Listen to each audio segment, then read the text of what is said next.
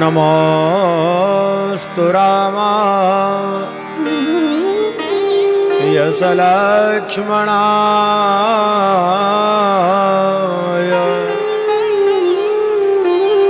देव्यै च तस्यै जनकात्मजाय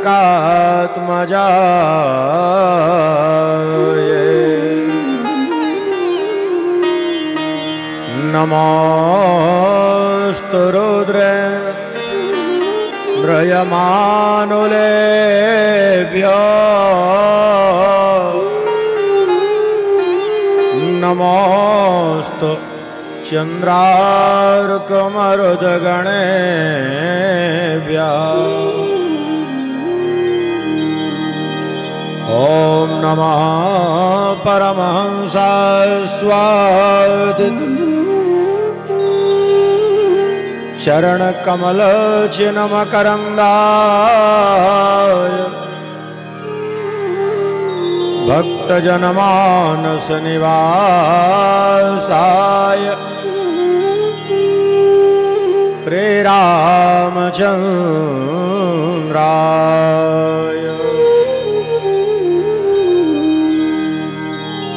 विश्वसर्गविसर्गादि नवलक्षणलक्षितम्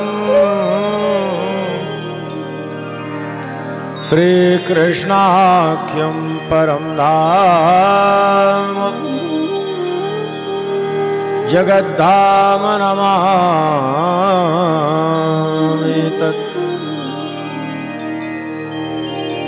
नारायणं नमस्कृत्य नरं चैव नरोत्तमं देवीं सरस्वतीं व्यासं ततो जयमुदीरये।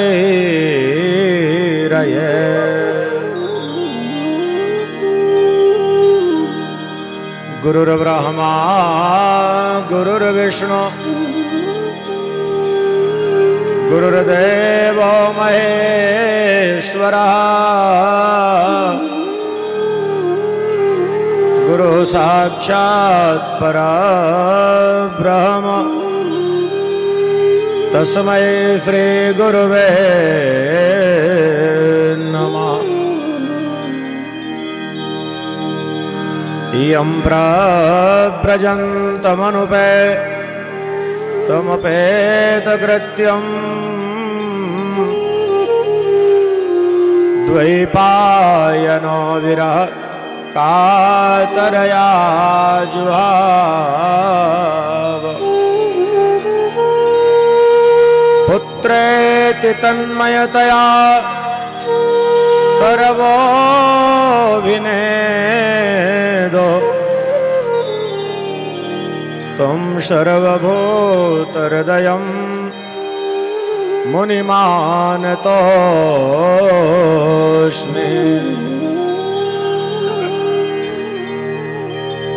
कान्तः सितामृशते नन्दितसारदेन्दुर यत्रैकतो विलसिता मसिताङ्गशोभा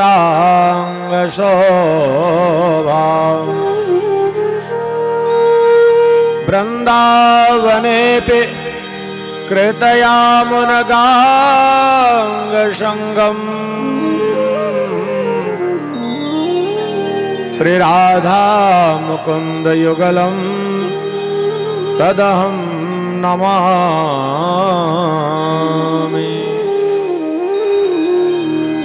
श्रीराधा मुकुन्दयुगलं तदहं नमामि।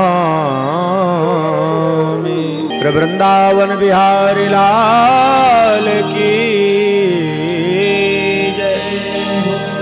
वृषभानु दुलारी की श्री भागवत भगवान की जय। कालिंदी मैया की जय। श्री गिरिराज महाराज की जय। गांव देवी मैया की जय। भवानी मैया की जय। सिद्धि विनायक भगवान की जय। पवन सुत हनुमान जी महाराज की जय। शंकर भगवान की जय। अपने अपने माता पिता सद्गुरुदेव की जय। जय जय श्री राधे, जय जय श्री राधे, जय जय श्री राधे श्याम।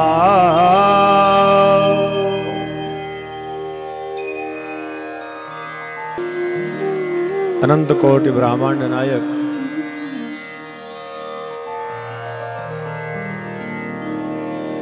जगत नियंता जगदीश्वर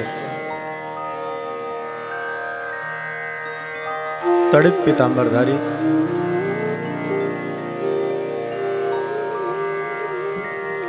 अकारण करुणा वर्णालय भक्तवांछा कल्पतरु नंदनंदन यशोदानंदन ब्रजेंद्र नंदन आनंद कंद भगवान श्याम सुंदर की पावन सरसमयी परम मंगलमयी परम कल्याणमयी भगवत कथा के रसिक वृंद,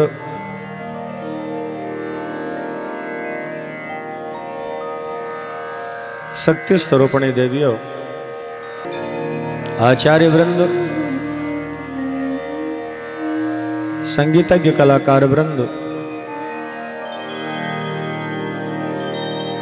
युगल सरकार के कृपा पात्र ज्ञान यज्ञ में प्रमुख यजमान की भूमिका के रूप में बैठी हमारी राधा मैया जी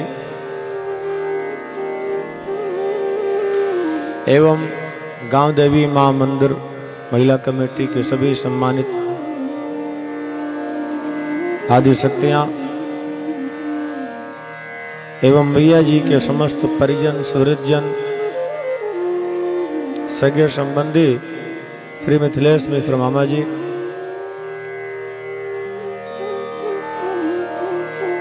कल कथा क्रम को विराम दिया गया था। भगवान के परम भक्त ध्रुव 6 महीने की साधना में सब कुछ प्राप्त कर लिए, भगवान का साक्षात्कार हुआ।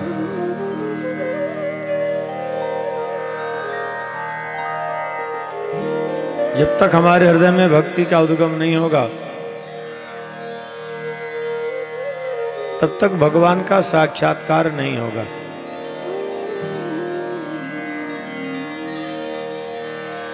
और भक्ति का उद्गम कब होता है? जब विषयों से वैराग्य होता है। जब तक हमारे जीवन में किसी भी प्रकार के विषय रस की कामना है, कोई लालसा है, तब तक हमारे हृदय में भक्ति का सूत्रपात होगा ही नहीं। भक्ति का सूत्रपात होता है विषयों के वैराग्य से।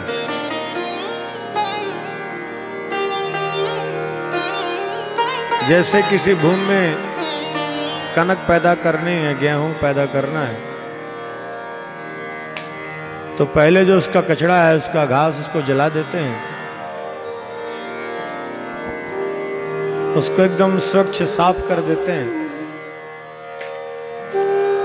फिर बीज बोने के लायक उस भूमि को बनाते हैं, तब उसमें बीज अंकुरित होता है।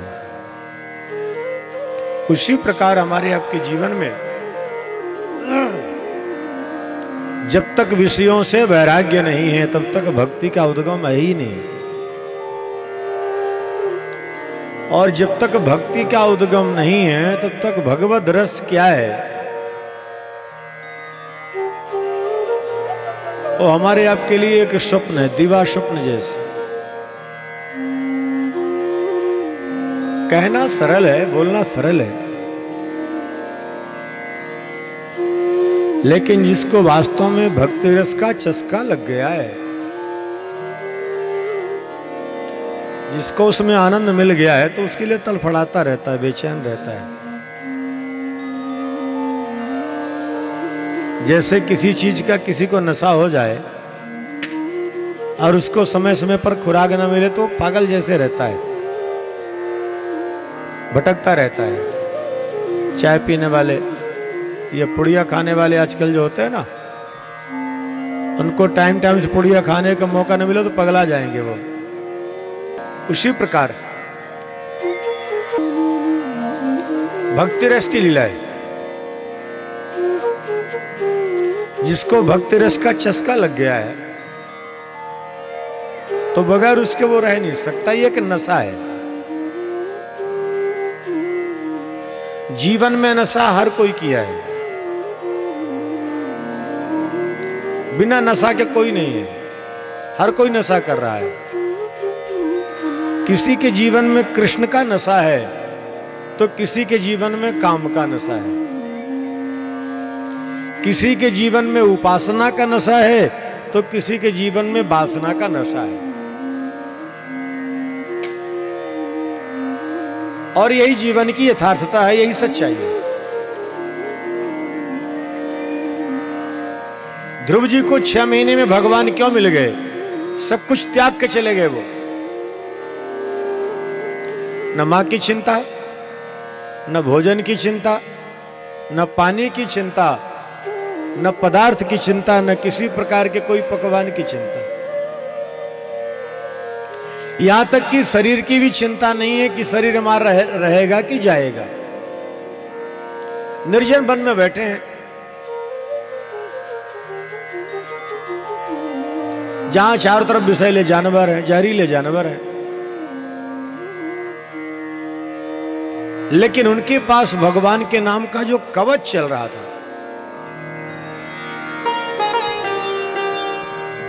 भगवान के भक्तों के लिए सबसे बड़ा कवच है भगवान का नाम। और जिसके जीवन में भगवान के नाम का कवच है, उसके जीवन में कभी किसी प्रकार की कोई समस्या आती ही नहीं। इसीलिए तो बाबा जी एक जगह रेखांकित किए हैं, बाबा ने लिखा है, तुलसी जी ने, राम राम कहो बारंबार, राम राम कहो बारंबार, राम राम कहो बारंबार,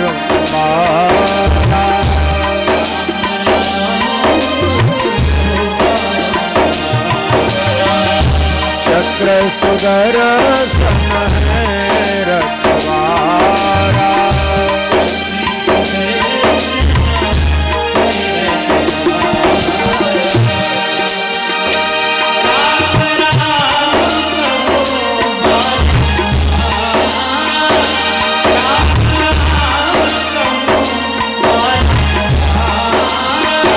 चक्र सुदर्शन है रखवारा,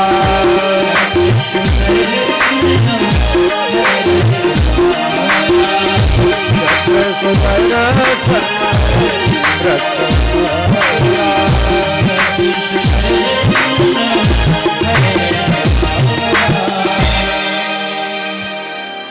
ध्रुव जी 36,000 वर्ष तक समस्त भूमंडल का राज्य सुख भोगे। ध्रुव जी को मध्यरात्र में वैराग्य हुआ। वैराग्य कभी किसी के कहने से नहीं होता है, कभी किसी के कहने से वैराग्य होता तो आज संसार में हर कोई वैरागी हो गए होते, और न कोई किसी कहने से कोई भक्त बनता है। स्वयं की प्रेरणा से रागी बनेगा और स्वयं की प्रेरणा से वैरागी बनेगा। मध्य रात्रि में उनको ग्लानि हुई, उनके अंदर वैरागी जागा। भगवान के नाम की आराधना क्या मैं विषय भोग के लिए किया था? इसके लिए अपने आप को तपाया। मध्य रात्रि में बिना बताए सब कुछ त्याग के चले गए। जिनको जाना होता बताते नहीं कि हम जा रहे हैं, वो कब निकल गए पता नहीं चलता। और जो बार बार के हम तो चले जाएंगे, तो समझ जाना ये कभी नहीं जाएंगे।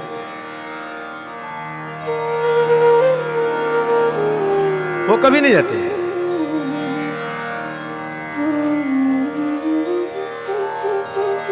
क्योंकि जिनको जाना है वो अपने आप चले जाते हैं। ध्रुव जी चले गए, संतों ने सोचा ध्रुव तो गए, पर बगैर राजा के प्रजा उद्दंड हो जाएगी, क्या करें? तब ध्रुव जी के छोटे बेटे को शासक बना दिया। ध्रुव जी के छोटे बेटे को शासक बना दिया। ध्रुव जी पहुंचे गंगा के तट पर। जब गंगा के तट पर पहुंचे, ध्यान करने के लिए बैठे, ऋषिकेश से थोड़ा सा आगे जाके, तो गंगा जी का कलरव बहुत शोर था। ध्रुव जी वहां से जाने लगे। माँ गंगा ने कहा, बेटा कहाँ जा रहा हूं? माँ, इतना ज्यादा शोर है यहाँ, इतना कलरव है, एकदम मन अशांत हो रहा अब तो, इसलिए कहीं एकांत जाकर के हम भजन करेंगे। माँ गंगा ने कहा, बेटा आप जहां जाए तू जाएगा, मैं तो वही हूं। इतना कलरव आपका चल रहा है, कैसे ध्यान हो सकता है? माँ ने कहा, ठीक है मैं शांत हो जाती हूँ, पर तू कहीं मत जा।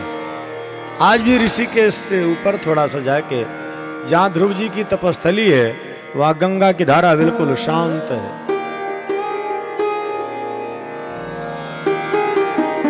इस मार्ग में जितनी ज्यादा शांति होगी उतने ज्यादा आनंद आएगा, और जितना ज्यादा कलरव होगा उतने ज्यादा अशांति होती है। ध्रुव जी सत्संग करते हैं, माँ गंगा में स्नान, ध्यान, संतों का संग। बार बार सत्संग करने के लिए क्यों कहा गया है? सत्संग का मतलब क्या है? देखो, बार बार सत्संग के लिए इसलिए कहा जाता है कि जब आप बार बार कथा सुनते रहोगे तो कथा सुनते सुनते आपका प्रेम भगवान के नाम से हो जाएगा। भगवान से नहीं, भगवान के नाम से। और जिससे ज्यादा प्रेम होगा उसी का नाम मुख में बार बार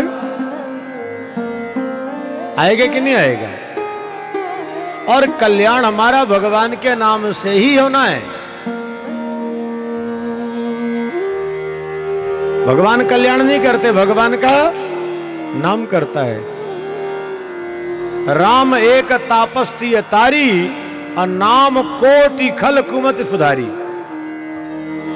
राम तो केवल एक तपस्वी नारी अहिल्या का उद्धार किए हैं, लेकिन राम का जो नाम है ये करोड़ों लोगों का कल्याण किया है। तो बार बार सत्संग का भाव यही है कि जिसकी चर्चा हम बार बार सुनेंगे, ज्यादा सुनेंगे, उसी का नाम हमारे मुख में है। क्यों मैया, ऐसे ही है ना? तो जब बार बार भगवान की चर्चा सुनेंगे तो मुख में नाम भगवान का आएगा, और भगवान का नाम मुख में आएगा, भगवान के नाम से प्रेम होगा तो कल्याण हो जाएगा।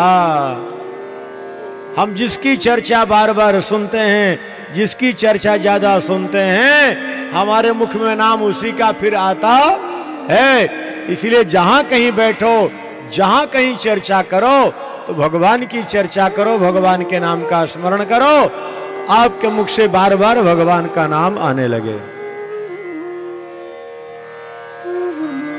ध्रुव जी साधना करते हैं, जब साधना से खाली हुए तो सत्संग करते हैं।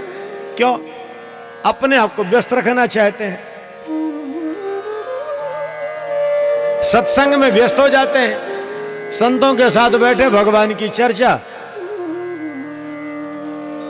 ध्यान भी भगवान का, और ध्यान से उठे तो चर्चा भी भगवान की। जब उनके चलने का समय आया, भगवान के पार्षद आ गए, ध्रुव जी रोने लगे। सेवकों ने कहा क्या बात है, प्रभु का बुलावा आया और आप रो रहे हो? ध्रुव जी ने कहा देखो, जो आनंद सत्संग में है वो आनंद वैकुंठ में कहां है? और सत्संग केवल मृत्युलोक में, वैकुंठ में सत्संग है नहीं। सत्संग का आनंद लेने के लिए तो देवता भी मृत्युलोक में आते हैं। हनुमान जी बैठे इसीलिए मृत्युलोक में है, कथा के लिए, सत्संग के लिए। और ये सत्संग कहीं और सुलभ नहीं है। सत्संग की याद कर, सत्संग छूट जाएगा। देखो जीवन में भोजन छूट जाए कोई चिंता नहीं है, निद्रा कम हो जाए वो कोई चिंता नहीं है। भगवान से प्रार्थना करना सत्संग न कम होने पाए, सत्संग न छूटे। और बार बार सत्संग करते रहेंगे तो कभी न कभी कल्याण तो होगा ही होगा। एक कीड़ा होता है भृंगी, जो लकड़ी के अंदर वो अंदर से खोखला कर देता है, क्या बोलते हैं उसको? ऊपर से लकड़ी देखने में ठीक रहती है, अंदर वो खोखला कर देता है। जो भी हो, उसके अपनी कोई संतान नहीं होती है। वो क्या करता है, दूसरे के छोटे बच्चे को पकड़ लेता है और पकड़ के अपने पास रख लेता है और अपनी भाषा में उसको डंक मारता रहता है। और डंक मारता मारता ऐसे मारता है कि अपनी जाति का बना लेता है। उसी प्रकार जो संत होते हैं, जो भगवान के भक्त होते हैं, उनका भी यही काम है। सत्संग में से किसी एक पात्र का चयन कर लेंगे और इसी को डंक मार मार के धीरे धीरे भगवान में बना देते हैं।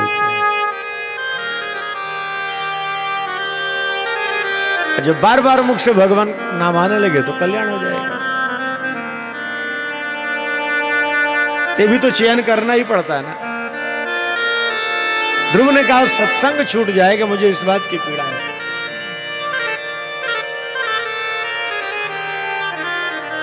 सत्संगति दुर्लभ संसारा,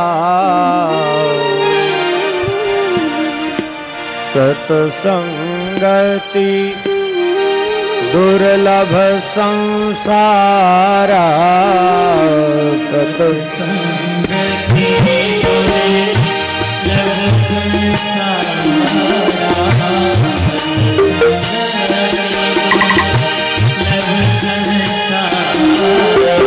सबसे दुर्लभ कुछ है तो वो है सत्संग। बिनु सत्संग न हरि कथा, बिनु सत्संग हरि कथा, तेहि बिन मोहना भाग, तेहि बिन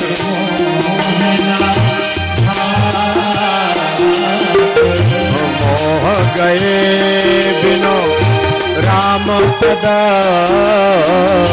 मोह राम पद, होय न दृढ़ अनुराग, होय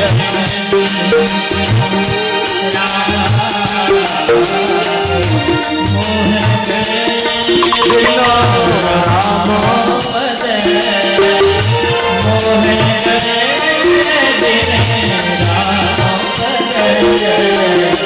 होय न दृढ़ अनुराग, मिलहि नर गोपति बिन अनुरागा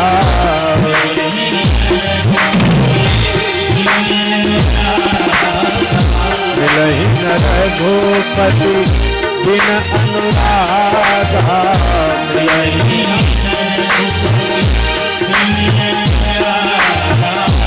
ये कोटि जप जोग विरागा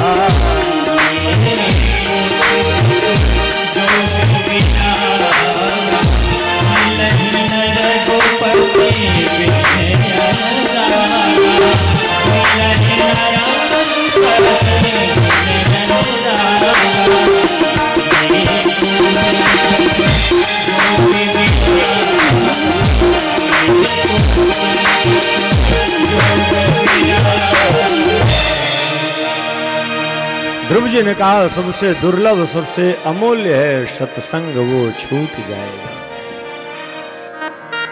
बिनु सत्संग न हरि कथा, बिना सत्संग के भगवान की कथा कहां मिलेगी।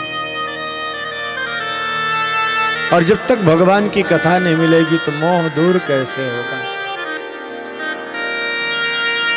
और जब तक मोह दूर नहीं होगा, मोह से मुक्त नहीं होंगे, तब तक भगवान से राग नहीं होगा। और जब तक भगवान से राग नहीं होगा तो अनुराग कैसे होगा। और बिना अनुराग वो मिलता नहीं। जीवन में भाग्यशाली वही है जो उस प्रभु को पा लिया।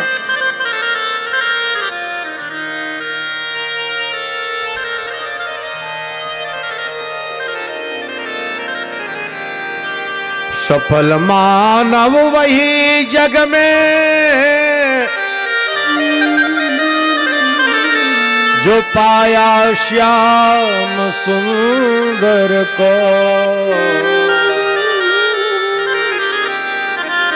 सफल जीवन वही जग में जो जाना श्याम सुंदर को। उसी का जीवन सफल है, उसी का जीवन सार्थक है, उसी का जीवन धन्य है जो मानव तन को पाने के बाद उस प्रभु को पाया है, उस प्रभु को जाना है। पार्षदों, बैकुंठ में जाके मैं क्या करूंगा, वहां ध्रुवलोक जाके करूंगा क्या। मां गंगा भी तो वहां न मिलेगी, सत्संग भी तो न मिलेगा। तब मां गंगा ने कहा बेटा तू जहां चल रहा है ना, वास्तविक रूप से तो मैं वही हूं, यहां तो प्रतीक रूप से हूं। संतों ने कहा ध्रुव जी ये क्रम है आने का और जाने का। किसी का आना भी लोग जानते हैं और किसी का जाना भी लोग जानते हैं। लेकिन कुछ ऐसे लोग होते हैं लोग न जिनका आना जानते ना जाना जानते हैं। और सार्थक तो उसी का है जिसका लोग आना भी जान रहे हैं और जाना भी जान रहे हैं। हम और आप इस संसार में वर्तमान में हैं।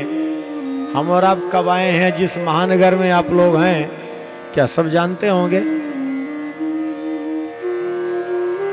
या जब यहां से चलेंगे तो सब लोग जान लेंगे कि गए? अब सोचो, आप जिस महानगर में हो वहीं कोई आपका आना जान रहा ना। और एक वो हैं कि सतयुग में आए तो उनका आना भी जान रहे हैं और जाना भी जान रहे हैं।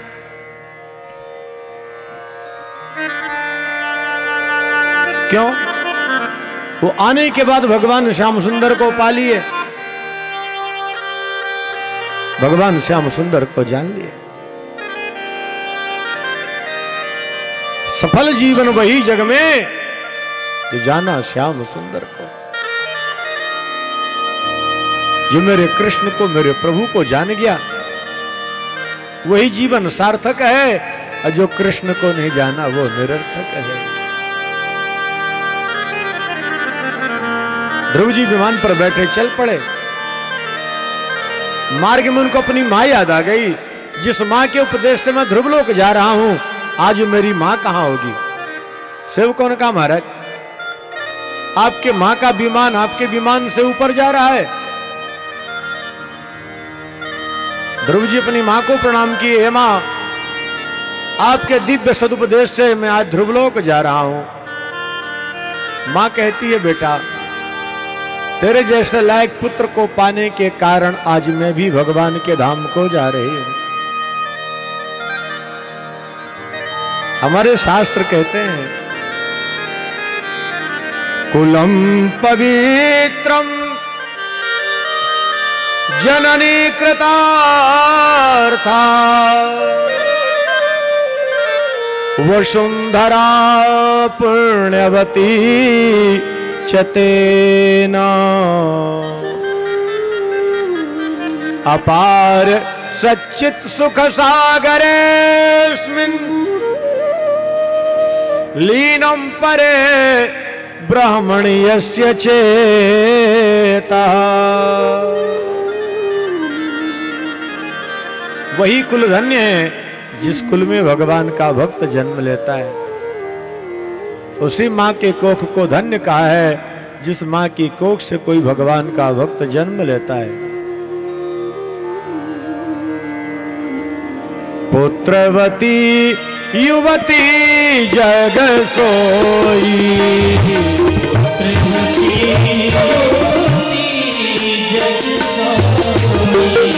पुत्रवती युवती जग सोई,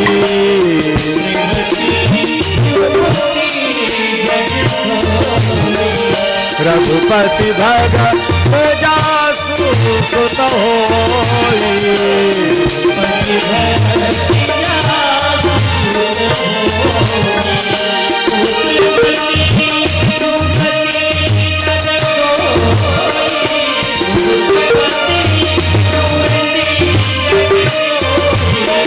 रघुपति भगत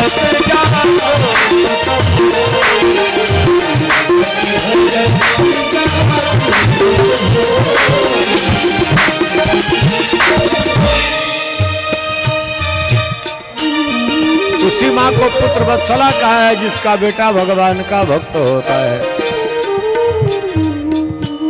जननी जने तो भक्त जन, या दाता या सूर, नाही तो तू बांझ रहो काहे गवावे नूर। हे मां, आपके दिव्य सदुपदेश से मैं आज जा रहा हूं ध्रुवलोक, और मां कहती है, बेटा तेरे जैसे लायक पुत्र को पाने के कारण आज मैं भी जा रही हूं भगवान के धाम को। वह भूमि धन्य हो जाती है जहां भगवान का भक्त जन्म लेता है। उस मां की कोख अमर हो जाती है जिसकी कोख से भगवान का भक्त जन्म ले लेता है। हमारे वल्लभाचार्य महाप्रभु जी महाराज, स्वामी हरिदास जी, नारायण भट्ट गोसाई जी जो राधा रानी को प्रकट किए, ये भी तो किसी के बेटे होंगे। आज जिनके कारण कितने लोगों का भला हो रहा है। बांके बिहारी जी को प्रकट करने वाले कौन है? स्वामी हरिदास जी, स्वामी हरिदास जी महाराज। और जो कलयुग में राधा रानी दर्शन दे रही हैं, इनको प्रकट करने वाले कौन है?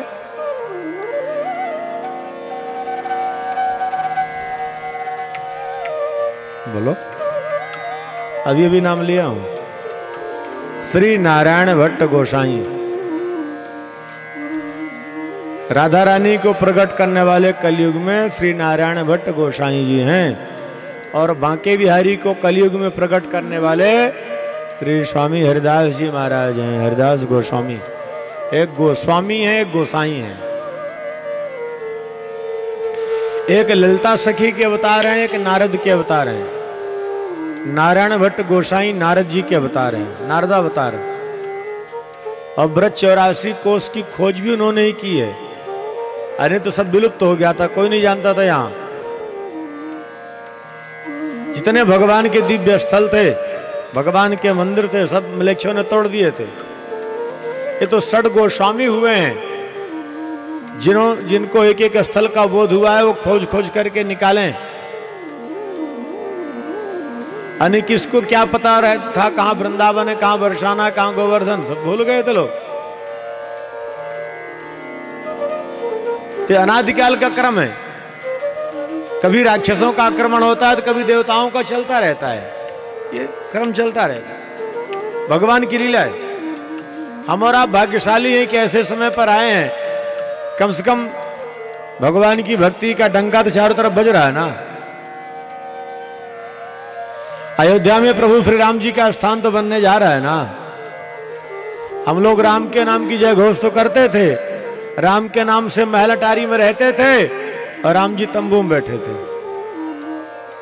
तो कम से कम वो शुभ घड़ी हम लोगों के जीवन में देखने के लिए आ गई, जहां 22 तारीख को हमारे प्रभु श्री राम अपने भवन में पधारेंगे। ये बहुत अच्छी बात है। ये कितना सुंदर शुभ संयोग है, जहां हम लोग उसके साक्षी होंगे कि हमारे प्रभु अपने भवन में तो जा रहे हैं।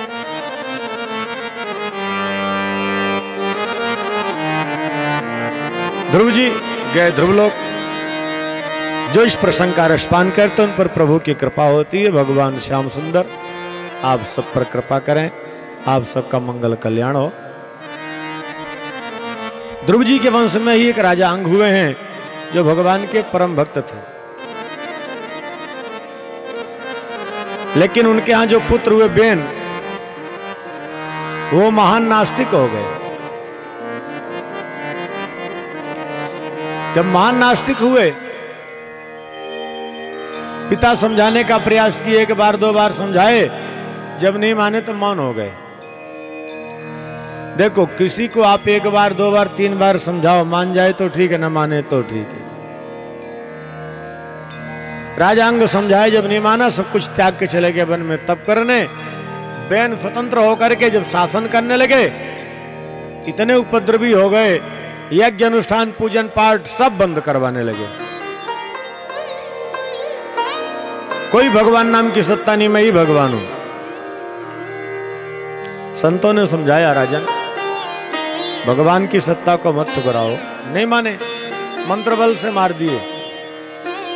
मंत्रों में ताकत पहले भी थी, आज भी है और आगे भी रहेगी, लेकिन कलयुग के मंत्र श्रापित हैं। जब तक मंत्रों का उत्कीर्णन नहीं होगा, श्राप विमोचन नहीं होगा, तब तक आप खाली मंत्र बोलते रहे, पढ़ते रहे, पुस्तक लेके, कुछ नहीं होगा इस। या हर मंत्र पर आप अपना अधिकार चाहते हो तो आपके गुरुदेव पूर्णाभिषेक आपका कर दें।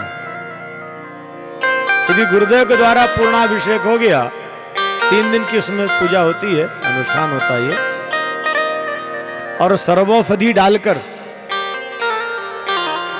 फिर उससे यजमान को नीचे बैठा देते हैं आसन पर, और गुरुदेव एक बांस की टोकरी ऊपर लगा देते हैं और उसमें उसको डालते हैं शास्त्र धारा के रूप में। फिर वो स्नान होता है, वो होता पूर्णाभिषेक। आप लोगों को तो हुआ होगा।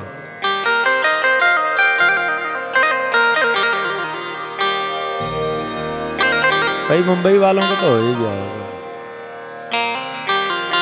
हो गया होगा तो अच्छी बात है, नहीं हुआ तो और अच्छी बात है। मंत्र बल से मार दिए, बगैर राजा के प्रजा उद्दंड हो गई। उनके भुजाओं का मंथन किए तो काला पुरुष प्रकट हुआ, उसी से एक जाति बनी है। पुनः भुजाओं का मंथन हुआ, पृथु अर्ची का प्रादुर्भाव। पृथु को बनाया महाराज, अर्ची को महारानी। प्रजा उनके नाम की जय घोष करती है। पृथु जी सोचते हैं, प्रजा मेरे नाम की जय घोष इसलिए कर रही है कि मैं प्रजा का कष्ट दूर करूं, लेकिन जिस राजा के राज्य में प्रजा अशांत परेशान हो, ऐसे राजा को नरक जाना पड़ता है। ऐसा राजा नरकागामी होता है। उठाए धनुष बाण, वसुंधरा का वध करने चल पड़े। वसुंधरा गाय का रूप बना के आ गई। मैं आपकी पुत्री हूं। पिता पुत्री की रक्षा करता, हत्या नहीं कर सकता। पृथु ने कहा, सारे रत्नों को छुपा के रख ली अपने अंदर और कहती है मैं पुत्री हूं। महाराज मैं क्या करूं, मेरी क्या गलती है? देखिए मैं हूं गाय, अमृतलोक का राजा है ग्वाला, धर्म है बछड़ा। जैसे गाय बछड़े को देखकर अपना सारा रस प्रकट कर देती है, उसी प्रकार जब मृत्युलोक का राजा धर्मात्मा होता है तो मैं सारे रत्नों को प्रकट कर देती हूं। लेकिन जहां धर्म के लिए कोई स्थान नहीं होता, मैं वहां सारे रत्नों को छुपा लेती हूं। अच्छा, गाय दूहने के लिए हम लोग जाएं पर बछड़े को साथ लेके न जाएं। बछड़े को उसको कहीं एकांत तो बांध दें और पात्र लेके जाएं गाय दूहने के लिए। दूध मिल जाएगा कि नहीं? नहीं मिलेगा। नहीं। अब कई लोगों को पता ही ना होगा, गाय दूहे ना होगा तो क्या पता कैसे मिलेगा, क्या मिलेगा। ये तो प्लास्टिक के पैकेट पीने के अभ्यासी हो गए ना, और प्लास्टिक का दूध पी पी के प्लास्टिक जैसे हो गए। गाय के दूध की विशेषता थी महाराज, देसी गाय के दूध का घी बनाओ तो घी पीला हो जाता था, लेकिन भैंस के दूध का घी कभी पीला नहीं होता। गाय के दूध में स्वर्ण भस्म की मात्रा होती है, बहुत ताकतवर होता है। लेकिन एक समस्या है, गाय का दूध थोड़ा पतला होता है, भैंस का दूध थोड़ा मोटा होता है। भैंस का दूध पिएंगे तो, और गाय का दूध पिएंगे थोड़ा सा ऐसा। लेकिन एक और फायदा है, गाय का दूध पीने वालों की बुद्धि भी ऐसे रहती है, और भैंस का दूध पीने वालों की बुद्धि भी, समझ गए होंगे आप। उसका असर तो होता है। पृथु ने कहा, मैं आपको वचन देता हूं पूरे राज्य में यज्ञ अनुष्ठान होगा।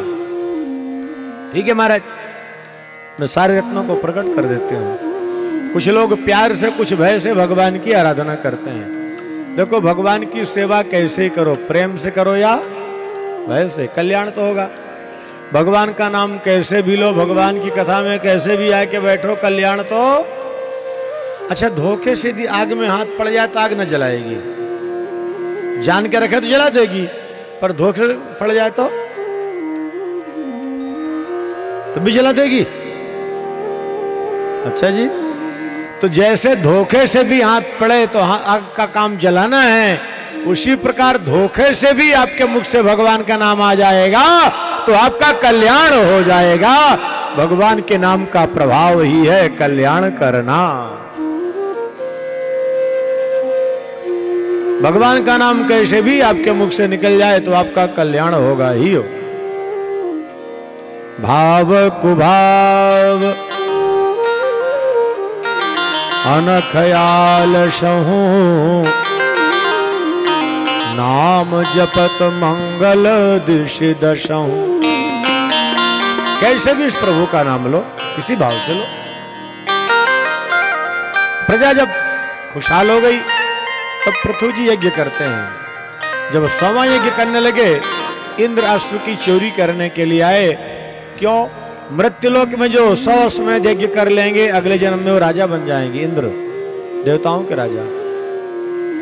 अपनी कुर्सी बड़ी प्यारी होती, कुर्सी न जाए महाराज, उस कुर्सी को बचाने के लिए हम कभी किसी की टांग खींचते हैं। कहीं कुर्सी वालों को देखो, वो ताकतवर बन के मेरी कुर्सी ने छीन ले, इसलिए उसको गिरा दो।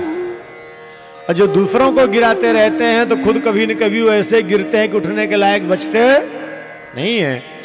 इसीलिए कभी दूसरे को गिराने के लिए ऊर्जा लगानी नहीं चाहिए।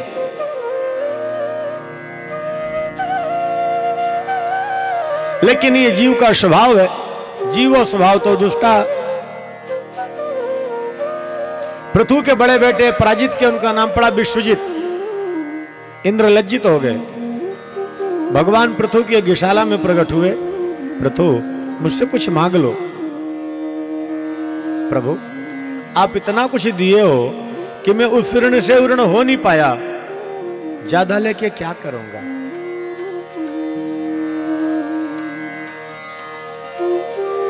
कुछ तो मांग लो। तब पृथु क्या कहते हैं, सुनिए।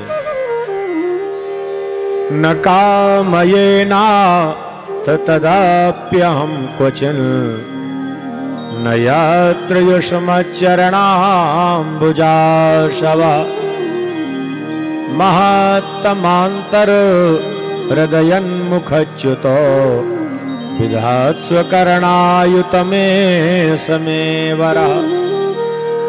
हे प्रभु, आप मुझ पर कृपा कर कुछ देना ही चाहते हो तो कृपा कर दो, 10,000 कान दे दो। ये क्या मांग रहे हो? 10,000 कान क्यों? पूरे शरीर में कान ही कान नहीं हो जाएंगे? जो आनंद आपकी कथा में है वो कहीं और नहीं है, और 2 कानों से कथामृत रसपान करता हूं तो तृप्ति नहीं होती। मुझे इसकी चिंता नहीं है कि पूरे शरीर में कान ही कान हो जाएंगे, पर मुझे 10,000 कान दे दो। प्रभु ने कहा तथास्तु। और 2 कान के अंदर ही 10,000 कान बना दिए। वो कुछ भी कर सकते हैं, कुछ भी बना सकते हैं, उनके लिए कुछ भी कठिन नहीं है। कर तुम अकर तुम अन्यथा कर तुम, जो सर्व सामर्थ्यवान वही तो कृष्ण है, वही तो ईश्वर है। भगवान अंतर ध्यान हुए। पृथु अपने बच्चों को राज्यपाठ सौंप के गए वन में, भगवत चिंतन में लीन हुए।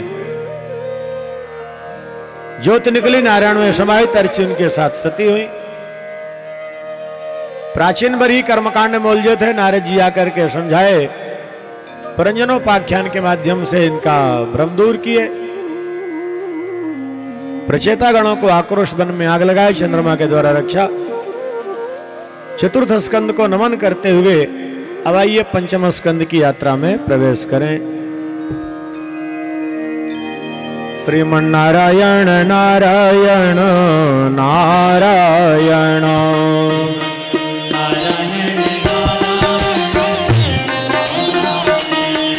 हरि नारायण नारायण नारायण।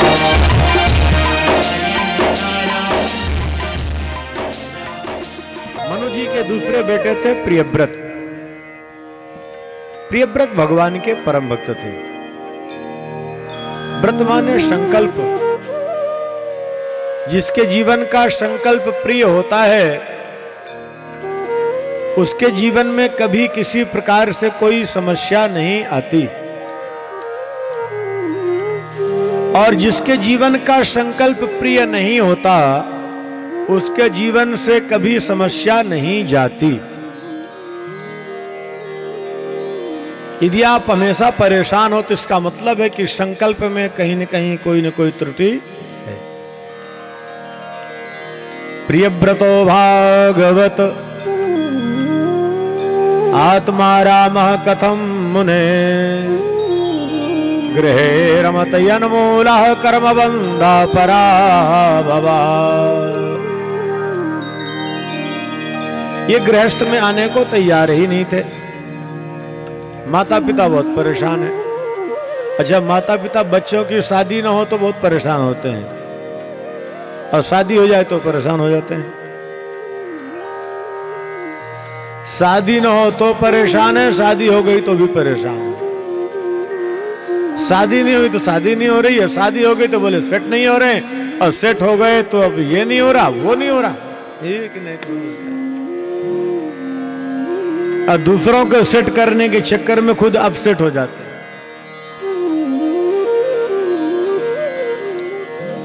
खुद अशांत हो जाते हैं। मनु जी के ब्रह्मा जी के पास, ब्रह्मा जी ने कहा काहे को परेशान हो। इनके गुरु है नारद। नारद जी से कहो ये गुरु की बात मानते, बाकी किसी की नहीं मानते। गुरुदेव समझाए, विवाह करवाने को तैयार हो गए। ठीक है, गुरुदेव आपकी जैसी आज्ञा। विश्वकर्मा की पुत्री बरहिष्मति के साथ विवाह हुआ।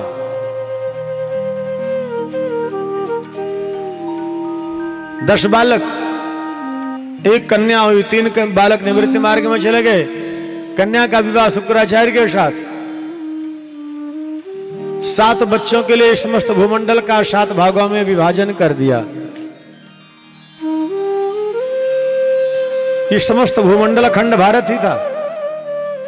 7 भागों में विभक्त करने वाले प्रियव्रत हैं। प्रियव्रत के रथ के चाक से 7 भागों में विभाजन हुआ है। सप्तद्वीपवती महिम 7 भागों में इसका विभक्त किया। बड़े बेटे थे आग्नेन्द्र। आग्नेन्द्र भगवान के परम भक्त थे। आग्नेन्द्र को भरतखंड भारतवर्ष का शासक बना दिया, जहां हमारा आपका जन्म होता हुआ है। समस्त भूमंडल में सबसे पवित्र भूमि है भारतवर्ष की।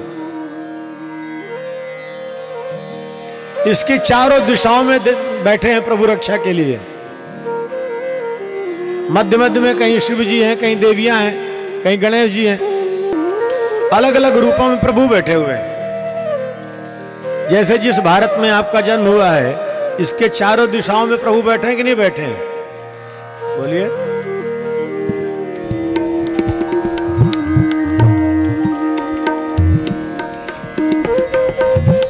पूरब दिशा में कौन बैठे हैं?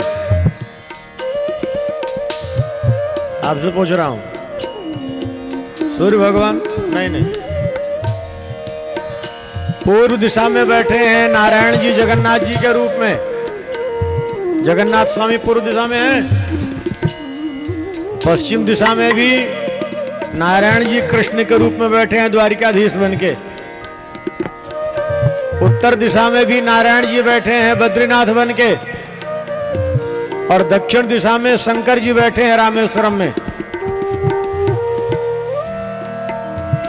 चारों दिशाओं में बैठे हैं कि नहीं बैठे हैं? 3 दिशा में नारायण है, 1 दिशा में शंकर है। और मध्य मध्य में कहीं गणेश जी हैं तो कहीं देवियां हैं। पूरा ये भारत भूमि ही तपोभूमि है, साधकों की भूमि है। इसीलिए जब भारतवर्ष में किसी का जन्म होता है तो सबसे पहले देवताओं को पीड़ा होती है, ये कौन सा पुण्य कर्म किए थे कि इनका जन्म भारतवर्ष में हो गया।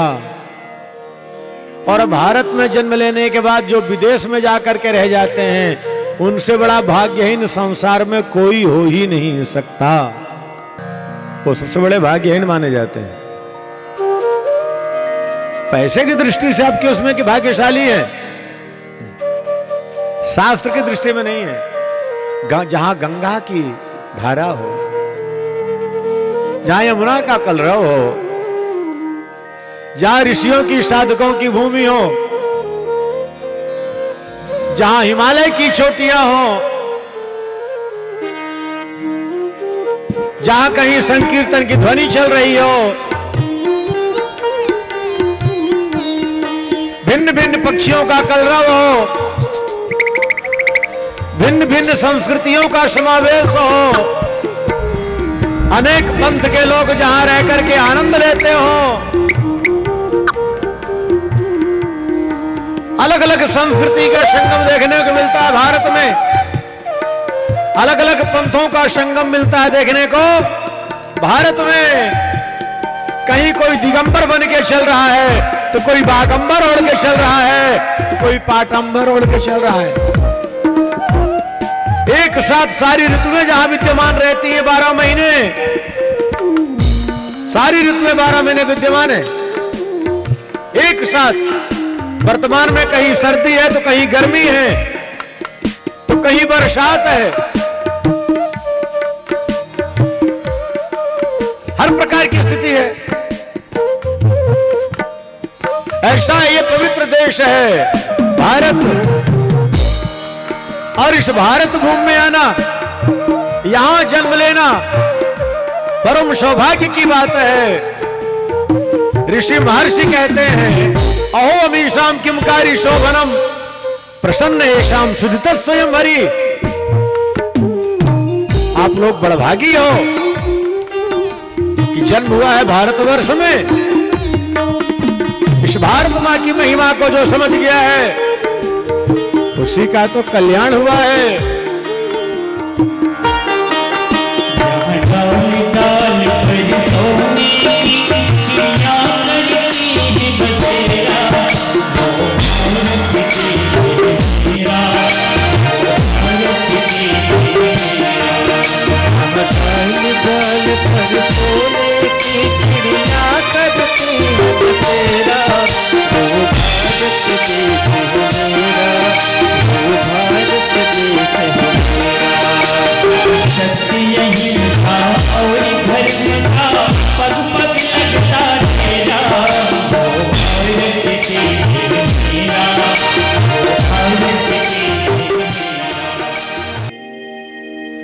जब भगवान किसी जीव पर विशेष प्रसन्न होते हैं तब उसको भारतवर्ष में मानव का तन देते हैं। भारतवर्ष में मानव तन पाने के लिए देवता लालायित हैं, उनको ईर्ष्या होती है ऐसा कौन सा पुण्य कर्म किए कि भारत में मानव का तन पा गए। ये भारत भूमि तपोभूमि है, ये देव भूमि है, कर्म भूमि है। जो समझ गया है इस भूमि के महत्व को, उसका जीवन धन्य हो गया है। और जो इस भूमि को नहीं समझा, अनादर किया है, वो मिट्टी में मिल गया है।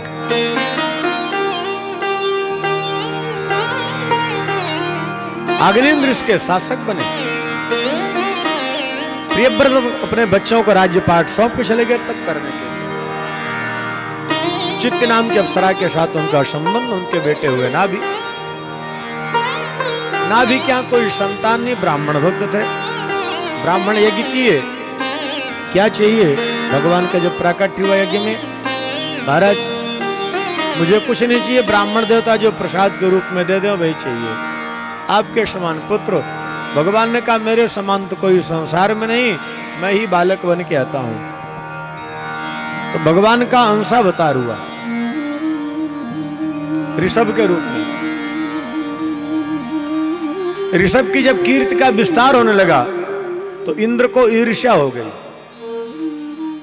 ये अनादिकाल का क्रम है, कोई किसी की प्रशंसा को जल्दी पचा नहीं पाता। आजकल मानव की एक समस्या क्या है, आज का मानव अपने अभाव से दुखी नहीं है, दुखी है तो पड़ोसी के प्रभाव से दुखी है।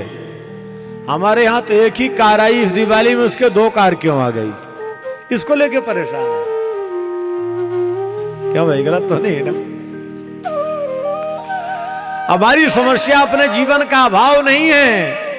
हमको कन्हैया इतना दिया है कि आनंद से जीवन जी सकते हैं, फिर भी रो रहे हैं। क्यों?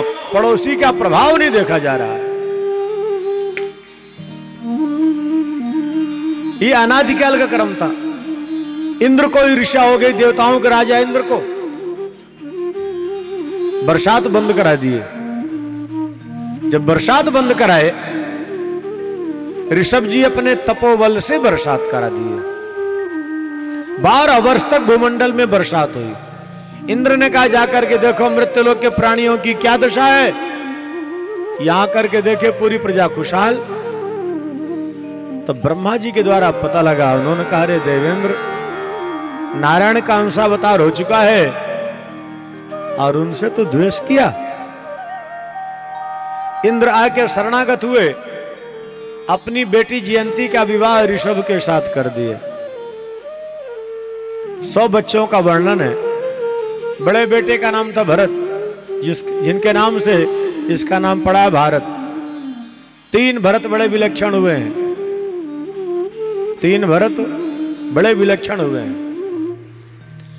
एक तो ये भरत जी का जो प्रसंग चल रहा, एक कैकेयी नंदन भरत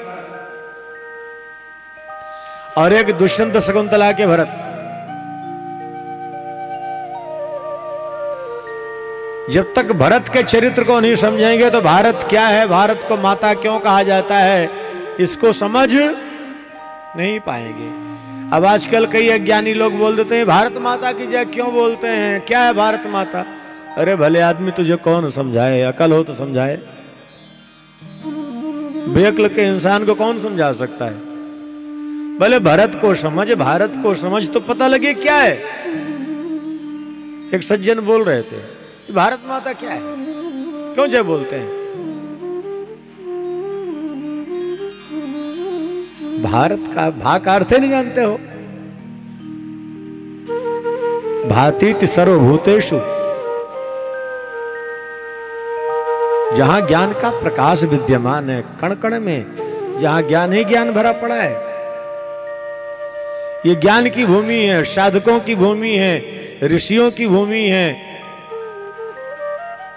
इसको इतना आसानी समझ जाओगे? अपने बच्चों को बैठाकर ऋषभ उपदेश करने लगे। देखो माता पिता का दायित्व क्या है? अपने बच्चों को अच्छी शिक्षा देना। बच्चे अनुकूल हैं तो सब ठीक है, और बच्चे प्रतिकूल हैं तो सब बेकार है। इसलिए बच्चों को अच्छे संस्कार दो, अच्छी शिक्षा दो। सब बच्चों को बैठाए। बैठाने के बाद बड़े बेटे भरत से कहते हैं, बेटा अब मैं तप करने के लिए जाऊंगा। क्यों पिताजी? आपके जीवन में किस सुख की कमी है? आप किस सुख की प्राप्ति के लिए तप करने जाओगे? बेटा मेरे पास क्या है? अरे आपके पास तो सब कुछ है। समस्त भूमंडल का राज्य था, कोई शत्रु नहीं, और सबके सब पुत्र आपके योग्य आज्ञाकारी, कोई मूर्ख नहीं। आपके शरीर में कोई बीमारी नहीं है। इससे बड़ा भी कोई सुख होता है क्या? शरीर निरोग्य हो, बेटे आज्ञाकारी हो, कोई कमी न हो, कोई शत्रु न हो, समस्त भूमंडल का राज्य हो, इससे बड़ा कोई सुख है क्या? बोलो, नहीं है। अरे ये सुख नहीं है श्रोताओ, इससे बड़ा सुख है कहाँ? भगवान के नाम में। क्यों? ये क्षणिक है। कितने बड़ा राज्य हो, लेकिन जिस दिन चलेंगे तो राज्य तो, कितने बड़ा परिवार हो, जब चलेंगे तो छूटेगा तो वो भी कि नहीं? जो छूटने वाला है उसको पाने के बाद सुख कैसा? उन्होंने कहा बेटा ये जो दिखाई पड़ रहा है आपको, यह दृष्टम तन नष्टम, ये जो सुख दिखाई पड़ रहा है, ये सारा का सारा सुख छूटने वाला है, नष्ट होने वाला है। हम और आप इस संसार में जो भी देख रहे हैं, जिसको देख करके आनंदित हो रहे हैं या भ्रमित हो रहे हैं, ये हमारा विषय है। ये थोड़े समय के बाद सब छूटने वाला है कि नहीं? बोलिए, आंख बंद होते ही छूट जाएगा कि नहीं छूट जाएगा? तो जब सब कुछ छूटने ही वाला है तो सुख कैसा? बेटा जिस परिवार में सुख की बात करते हो, ये सुख तो क्षणिक है। ये सुख तो पशु योनि में प्राप्त हो जाता है। गाय भी अपने बच्चे से प्यार करती है, और दूसरे का बछड़ा आ जाए तो उसको लात मार देती है। और हम भी मानव तन पाके क्या करते हैं? अपने बेटे को रोटी खिलाने के लिए दूसरे के गरीब के बच्चे की रोटी छीन लेते हैं। परिणाम क्या है? कौन सा अच्छा कर्म कर रहे हैं? जानवर भी खाता पीता सोता है, हम भी खाते पीते सोते हैं। बेटा ये सुख तो क्षणिक है। वास्तविक सुख चाहिए, अपने आप को तपाना पड़ेगा। तपो दिव्यम, तब वो अनंत सुख की प्राप्ति होगी, जिस सुख का न कोई आदि है न कोई अंत है। उस सुख को पाने के लिए अपने आप को उसमें विलीन करना पड़ेगा। अच्छा, आप लोग तो समुद्र के किनारे रहते हैं। बर्फ का पुतला चाहे कि समुद्र की गहराई का पता लगा ले तो संभव है? नहीं। क्यों? क्यों भैया आप बताओ? आप बोल रहे थे ना हम सुनते नहीं है किसी की, हम सुनाते हैं। तो सुनाओ, कछुआ में सुनाओ। देखो ध्यान रखना, बर्फ का पुतला समुद्र की गहराई का पता तो नहीं लगा सकता, लेकिन स्वयं समुद्र बन सकता है कि नहीं? कैसे? जब प्रवेश करेगा धीरे धीरे उसमें घुलने लगेगा, और घुलते घुलते खुद समुद्र बन जाएगा। और जब समुद्र बन गया तो पता लगाने की आवश्यकता नहीं है। उसी प्रकार जो अनंत सुख है, हम उसको जान तो नहीं सकते, लेकिन उसके मार्ग में चलने के लिए अपने आप को तपाएंगे तो तपते तपते उसी अनंत सुख में विलीन हो जाएंगे और हमारा कल्याण हो जाएगा। जीवन में कभी दुख फिर आएगा नहीं। हम उस अनंत में अपने आप को विलीन कर अनंत हो सकते हैं। अनंत का पता तो नहीं लगा सकते, लेकिन अनंत बन सकते हैं। इसके लिए बेटा तप करना पड़ेगा। जब तपाओगे तो क्या होगा? एवं मनः कर्म वशम प्रयुंक्ते अविद्ययात्मन्युपधीयमाने प्रीतिर्नयावन् मयि वासुदेवे न मुच्यते देह योगेन तावत्। है बेटा, जब मन वाणी कर्म से अपने आप को परमात्मा के चरणों में समर्पित कर दोगे तो देह और गेह के बंधन से भूल जाओगे। जब तक देह और गेह याद रहेगा तब तक भगवान याद नहीं रहेंगे। अब जैसे हम लोग कथा से उठते हैं ना तो कहां भागने की जल्दी होती है? जल्दी कहां पहुंचने के लिए? अब देख लो। और जब तक देह और गेह ये याद है तो कृष्ण याद कहां से आए? देह गेहात्म विस्मृति। और जिस दिन सब कुछ भूल जाओगे, केवल भगवान याद रहेंगे तो समस्त बंधनों से मुक्त होकर स्वतंत्र आनंद लोगे। और गुरु वही है जो अपने शिष्य को गोविंद की गोद में बिठा दे। माता पिता वही है जो अपने बच्चों को लायक बना दें। शरणागत शिष्य यदि परेशान है तो इसमें दोषी फिर गुरु भी है। इसलिए शरणागत शिष्य का कल्याण करना गुरु का दायित्व है, धर्म है, ये कर्तव्य है। इसीलिए गुरु बनना सरल है, पर इस धर्म का निर्वाह कर लेना बड़ा कठिन है। हम स्वयं में कृष्ण की रस की रसानुभूति नहीं किए, हम आपको क्या कराएंगे? हम वृंदावन जानते नहीं क्या है तो आपको वृंदावन के बारे में क्या बताएंगे? वृंदावन कोई उपन्यास का विषय नहीं कि पढ़ के हम बोल देंगे। ये जीवन में इसके लिए अनुभव करना पड़ेगा, प्रैक्टिकल का विषय है, तब जाकर के इसको समझोगे। इतना सरल नहीं इसको समझ जाना। अपने बच्चों को उपदेश देकर निवृत्ति मार्ग में चले गए। बड़े बेटे भरत जवानी में इनको वैराग्य हो गया, चल पड़े गंडकी नदी के किनारे।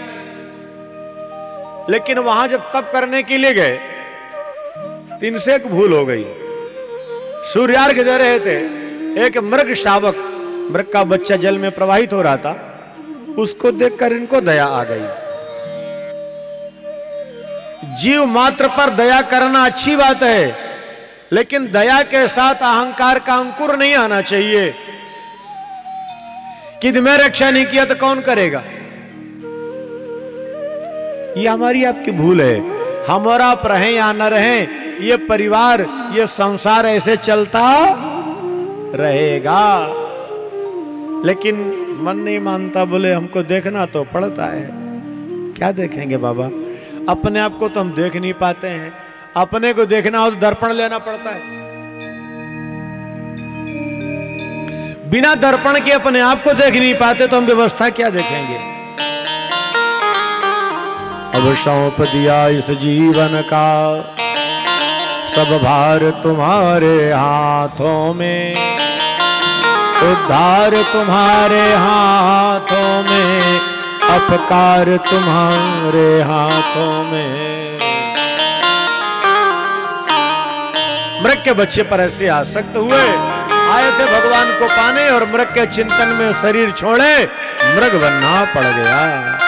देखो, इस प्रसंग से एक शिक्षा मिलती है, भगवान को पाने के लिए जंगल जाना जरूरी नहीं है, घर में रह करके भी भगवान को पाया जा सकता है, और जंगल में जा करके भी भगवान को पाया जा सकता है।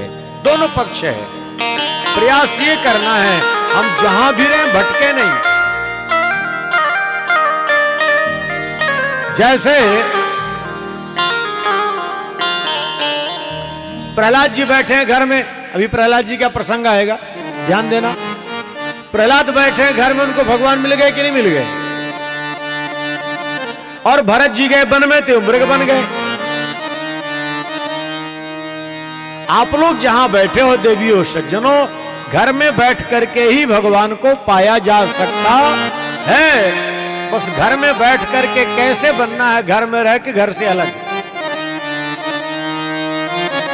2 रोटी खाओ, चुपचाप बना, भजन करो, कौन क्या कर रहा है करने दो।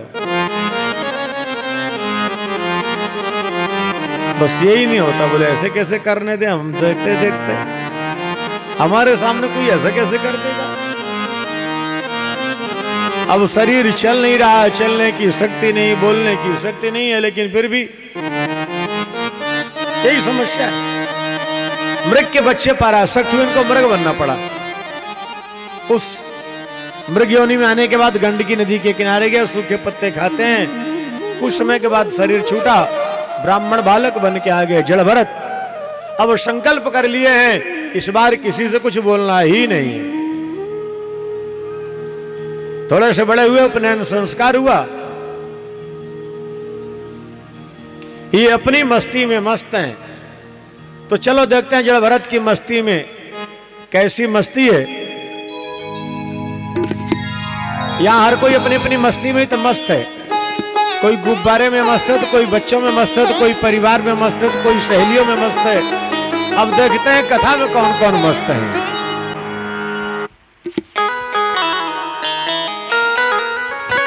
जय भरत जी की मस्ती क्या है? अपनी धुन में रहता हूँ,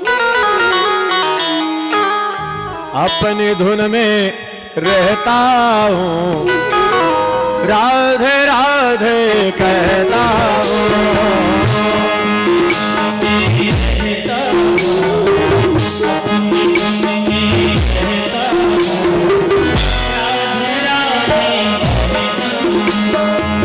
अपनी धुन में रहता हूँ, अपनी धुन में रहता हूँ, राधे राधे कहता हूँ।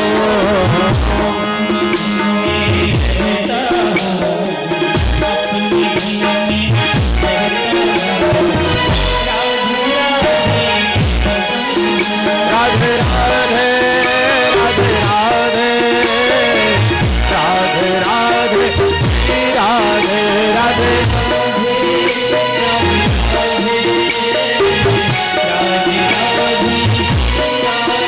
राधे राधे राधे राधे राधे राधे राधे।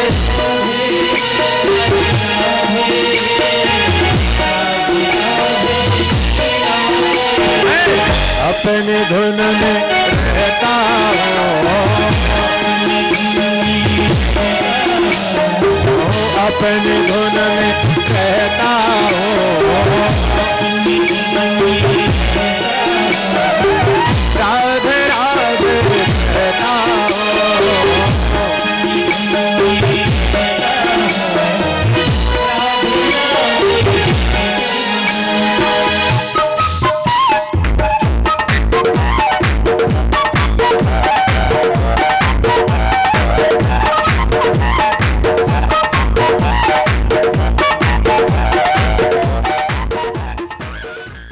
जड़ भरत जी की मस्ती है भगवान के नाम की।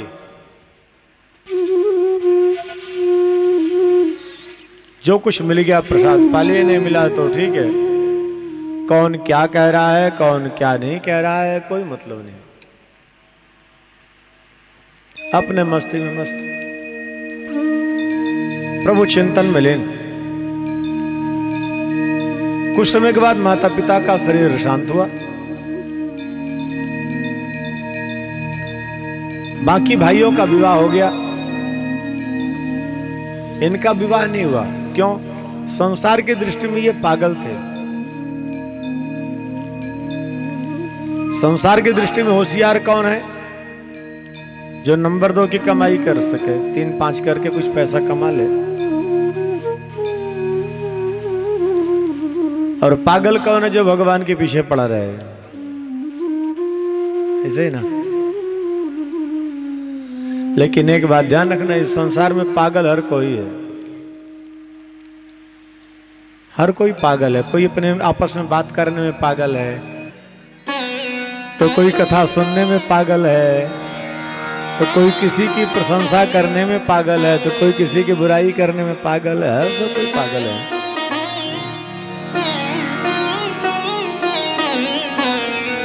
एक बात ध्यान रखना, कोई पागल है धन दौलत का, कोई पागल है धन दौलत का, कोई पागल बेटे नारी का। सच्चा तो पागल वो यारो जो पागल मां के बिहारी का। सच्चा तो पागल वो यारो जो पागल मां के बिहारी का। तो हर कोई पागल है। पागल की महफिल में कुछ बोलने से फायदा नहीं है। चार पागल मिलेंगे तो कोई कचड़ा बिनेगा, तो कोई पुष्प बिनेगा, तो कोई टुकड़े बिनेगा, तो कोई जल में डुबकी लगाएगा। अपना काम है। इसलिए पागलों की महफिल में पागल बन के आनंद लो, ज्यादा व्यवधान करने की कोशिश नहीं।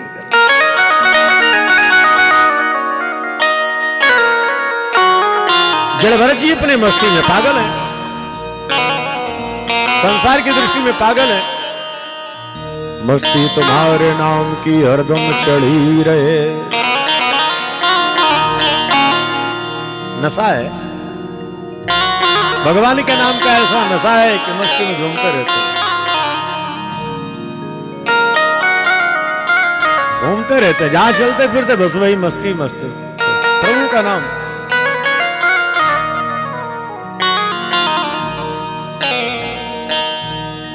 दीवाना बन गया मेरा ये मन उस श्याम सुंदर का। दीवाना बन गया मेरा ये मन उस श्याम सुंदर का।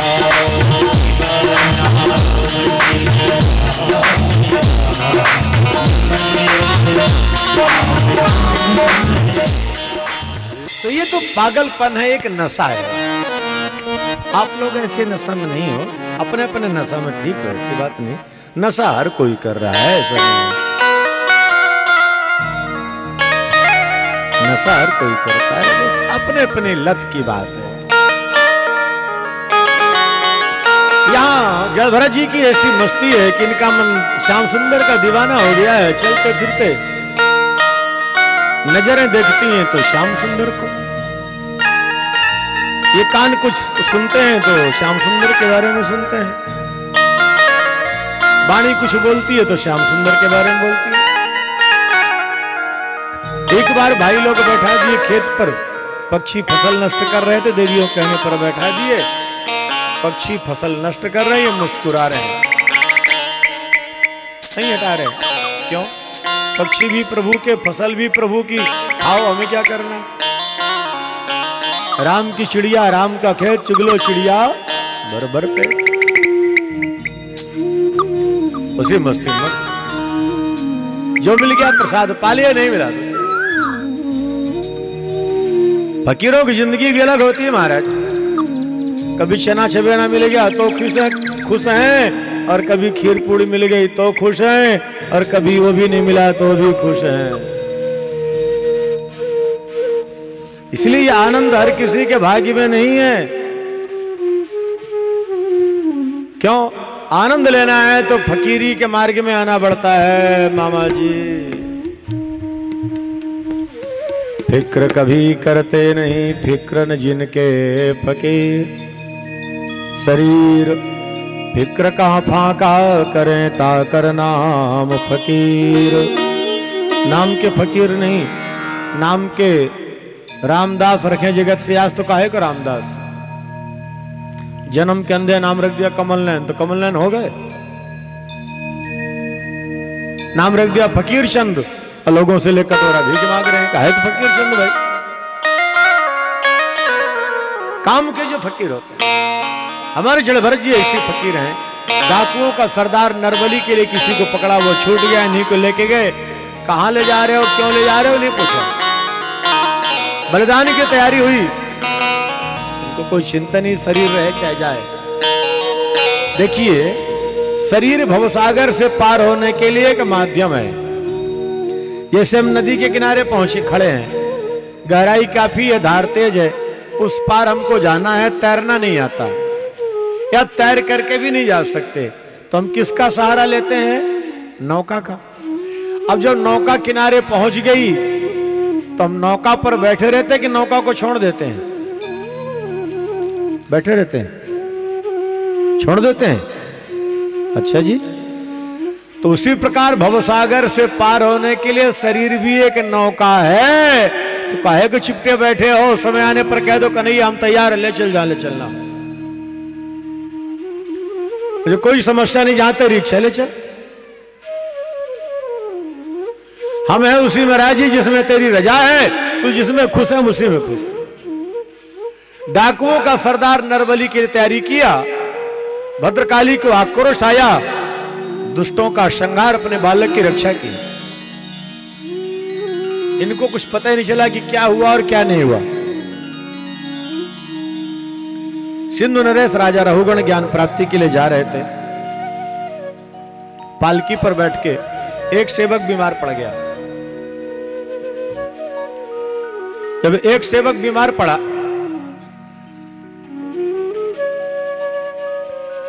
बोले जाओ कोई मिले पकड़ लाओ, और कोई नहीं मिला, यही महात्मा मिल गए, लेके चल पड़े। कंधे पर इनके पालकी रख दिए, ये पालकी ढोते हैं, पालकी ऊपर नीचे होती है। रहुगण को आक्रोश आता है, सेवकों को डांटता है। जब मृत्युदंड की बात करने लगा तो बाकी के सेवक भयभीत हो गए, बोले महाराज जो नया नया सेवक आया है ना, इसके कारण समस्या हो रही है। जड़ भरत जी पर कटाक्ष किया रहुगण, लेकिन जड़ भरत जी कुछ बोले नहीं। बोलता रहा भाई, लेकिन जड़ भरत जी ने सोचा कि मैं नहीं बोलता तो इसका कल्याण कैसे होगा, और इसका कल्याण नहीं हुआ तो मेरे संतत्व पर प्रश्न चिन्ह लग जाएगा। कैसे? संत जिसका भार ढोले वो फिर संसार में डूबते नहीं हैं। जिसका भार संत अपने कंधों पर ले ले तो समझ जाना भवसागर से। और जड़ भरत रहुगण का भार अपने कंधों पर ले लिए थे, इसीलिए उनको बोलना पड़ा वहां। उन्होंने कहा रे पगले, तू बार बार मृत्युदंड की बात करता, दंड देने की बात करता, किसको दंड देगा? जो मेरा स्वरूप है उसको दंड दे नहीं सकता, और शरीर को पीटता रहो, इससे कोई अंतर नहीं पड़ता। अच्छा श्रोताओ, शरीर को कोई कष्ट पहुंचाए तो आत्मा को कष्ट होगा कि नहीं होगा? बोलो, होगा? जय हो, अच्छी कथा सुने हैं, फिर तो खूब सत्संग की है महिला मंडल, जय हो।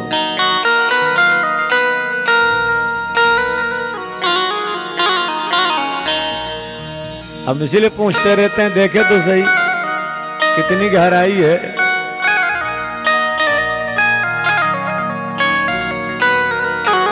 इसीलिए कई जगह तो लोग बोलते ही नहीं, कुछ पूछो तो बोलते ही नहीं। जो पुराने श्रोता है ना, उनसे कुछ पूछो मौन हो जाते हैं, बोले जो बोलेंगे उल्टे घुमा देंगे, फिर बोलने नहीं। चलो, तो ऐसा नहीं है बाबा। देखो, ये हमारा आपका भ्रम। एक बात को समझो, आपका उत्तर सही भी है और गलत भी है, दोनों है। आप कहोगे दोनों कैसे हैं, तो आपको हम समझा रहे हैं, शांति से इसको सुनना। नारियल दो प्रकार का होता, पानी वाला होता है, एक सूखा होता है ना। एक नारियल कच्चा जिसको बोलते हैं हरा, और एक सूखा। जो नारियल पानी वाला होता हरा होता है वो ऊपर के आवरण से चिपटा होता है, और उसको तोड़ो तो अंदर के भी टुकड़े होते हैं। लेकिन जो सूखा है, जो पक चुका है, वो उसके अंदर रहता हुआ उससे अलग है। और जब वो उससे अलग है तो अब उसको आप ऊपर के भाग को तोड़ो तो अंदर से गोला साबुत निकल आता है कि नहीं? कई बार देखे हो ना, साबुत गोला निकलता है। बात समझ में आ रही? जब तक आप लोगों के जीवन में आपके गुरुदेव की कृपा नहीं हुई है, ज्ञान यज्ञ के द्वारा आपको परिपक्व नहीं किया गया, तब तक यदि आपके शरीर को कोई कष्ट पहुंचाता है तो आत्मा को कष्ट की अनुभूति होगी। लेकिन जिस दिन आपके जीवन में आपके गुरुदेव की कृपा हो जाएगी तो शरीर के अंदर रहते हुए भी आप शरीर से अलग हो जाओगे, फिर कोई भी आपको कष्ट की अनुभूति होने वाली नहीं है। तो आप लोगों का उत्तर सही भी है और गलत भी है, दोनों बातें हैं। बात समझ में आ गई कि नहीं आ गई? जैसे आम का फल जब तक कच्चा है तो शाखा से टंगा है, और पकने के बाद उसको अलग करने की आवश्यकता नहीं, अपने आप वो आम से अलग हो गया।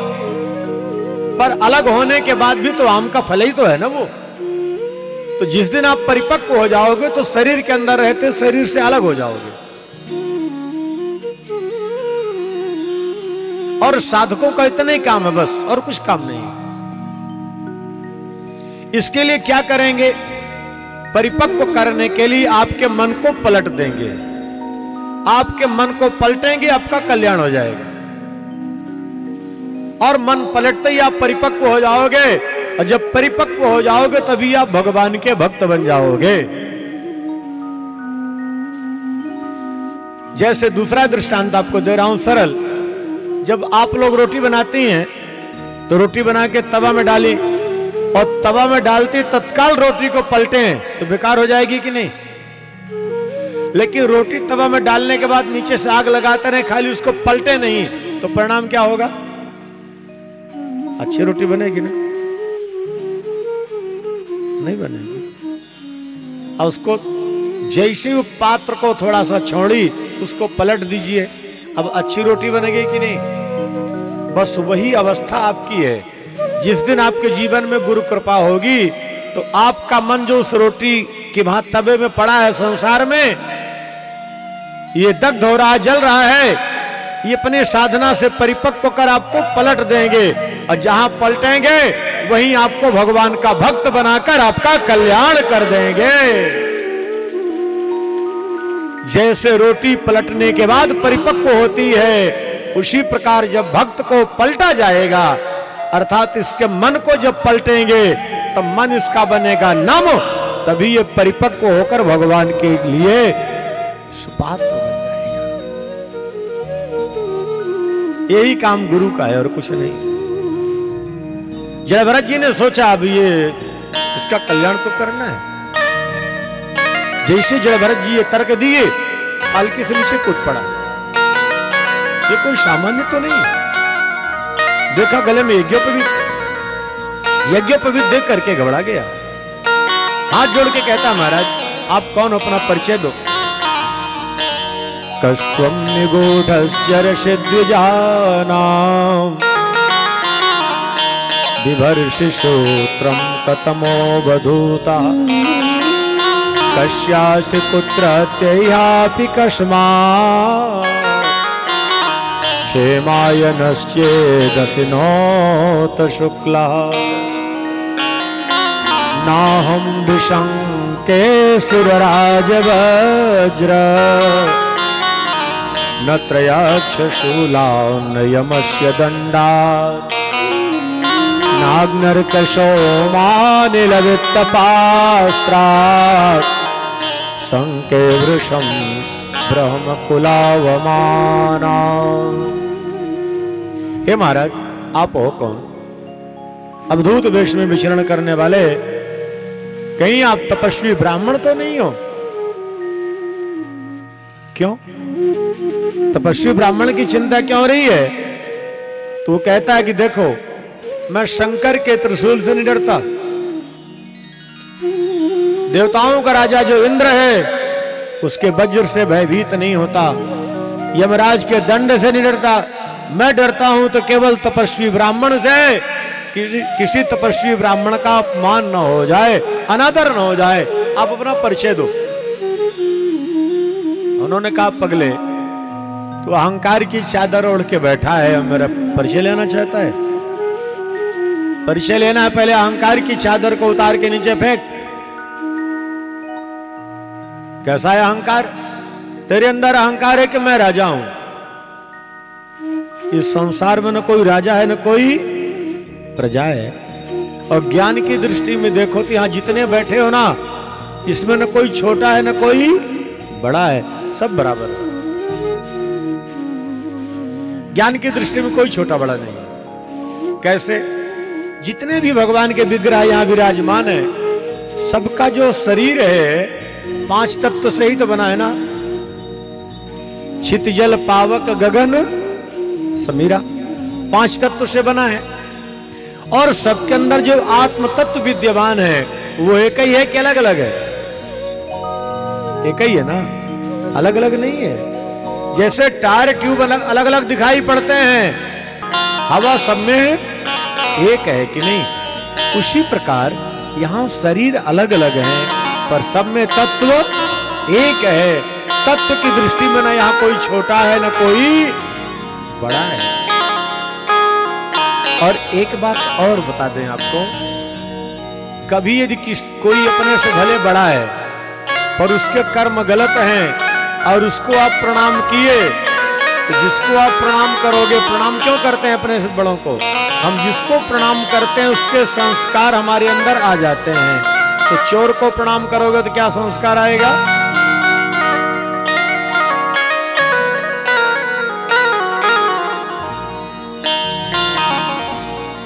थोड़ा समझना इस बात, ध्यान से सुनना। अपने से बड़े को भी हम प्रणाम करते हैं, जिसको प्रणाम करते हैं उसके संस्कार। और मान लो वो चोरी करते हैं, झूठ बोलते हैं, गलत काम करते हैं, अब प्रणाम न करें तो समस्या है, प्रणाम करें। अपने से बड़ों को प्रणाम न करो तो समस्या है कि नहीं?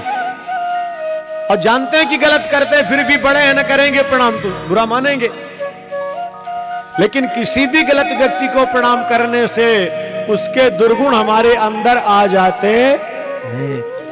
अब क्या करें महाराज, फिर तो समस्या हो गई कि नहीं? बहुत बड़ी समस्या हो गई। कोई समस्या नहीं, बड़ा सरल समाधान है। कैसा समाधान? तो सुनो, आप यदि जानते हो कि अमुक व्यक्ति गलत है, पर आपकी मजबूरी है, मर्यादा है, प्रणाम करना पड़ रहा है, तो उसको लगेगा मुझे प्रणाम कर रहे हैं, पर उसको प्रणाम न करो। उसके हृदय में जो बैठे भगवान है, भगवान का ध्यान करके प्रणाम कर लो, तो आप भगवान को प्रणाम कर लिए हो, उसके दोष आपके ऊपर नहीं आएंगे और आपका कल्याण भी हो जाएगा और सामने वाला बुरा भी नहीं मानेगा। समाधान हो गया कि नहीं हो गया? समाधान हो गया ना? अब तो कोई समस्या नहीं है। कैसा भी कोई है, ठीक है, बड़ा है, प्रणाम करना मजबूरी है, उसके हृदय में जो भगवान बैठे उनको प्रणाम करो। हमारे बाबा तुलसी यही तो किए थे। क्या?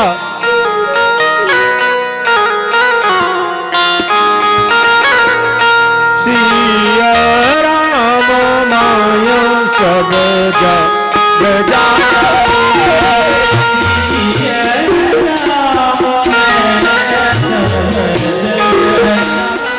अपने से बड़ों को प्रणाम भी हो गया और प्रणाम भी नहीं हुआ, दोनों बात हो गई कि नहीं? तो अब उनके अपराध हमारे ऊपर नहीं आएंगे, पर इस भाव से नहीं किए, अपने से बड़े हैं, प्रणाम तो करना ही है, तो उनके दोष भी हमारे अंदर आएंगे ही आएंगे। जब भरत ने कहा, अरे रहोगा, आपके अंदर अहंकार है कि मैं राजा हूं, हर जन्म में मेरे राजा बनोगे इसकी कोई गारंटी तो नहीं है, और समस्त भूमंडल के आप राजा नहीं हो, एक देश के राजा हो, और वर्तमान में आप उस क्षेत्र से अलग हो। इसीलिए इस अहंकार की चादर को फेंको। या न कोई छोटा है न कोई। और वैसे भी एक बात ध्यान रखना, जीवन में कुछ पाना चाहते हो तो छोटा बनना तो पड़ेगा। बड़ा बन के कुछ पाया नहीं जा सकता, छोटा बनना पड़ता है। गंगा की धार भी चलती है जब गोमुख से, तो ऊपर की ओर चढ़ती कि नीचे की ओर आती? जल की धारा नीचे की ओर जाती कि ऊपर की ओर? नीचे की ओर, कभी कभी ऊपर भी जाती।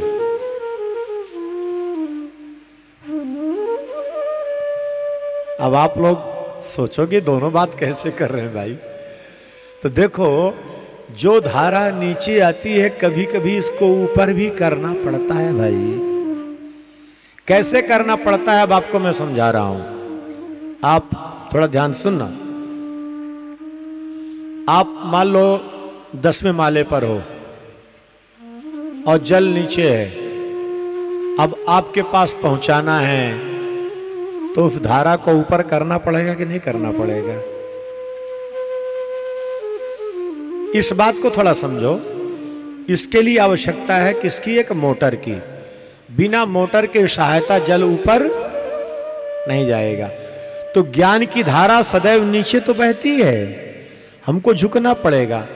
लेकिन वही गुरु ज्ञान की एक ऐसे मोटर लगा देगा कि वो धारा को नीचे नहीं जाने देगा, उस धारा को रोक करके मोड़ेगा आपकी ओर। क्यों? धारा खाली नीचे बहती रहेगी तो गंदगी कर देगी, कीचड़ कर देगी, और उस धारा को रोक के जब ऊपर की ओर मोड़ेंगे तो वही धारा हमारी गंदगी भी दूर करेगी, हमारी भूख भी मिटाएगी, हमारे वस्त्र भी साफ करेगी।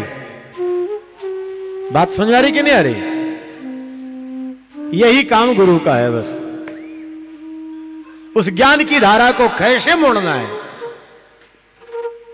अब जिसे आप लोग सत्संग में बैठे हो, अब सत्संग में आप बैठे हो, आप सुन रहे हो, एक एक करके बात निकलती चली जा रही है। अब प्रारंभ में क्या बोला गया दिमाग में बात नहीं आएगी, वो धारा तो निकल गई।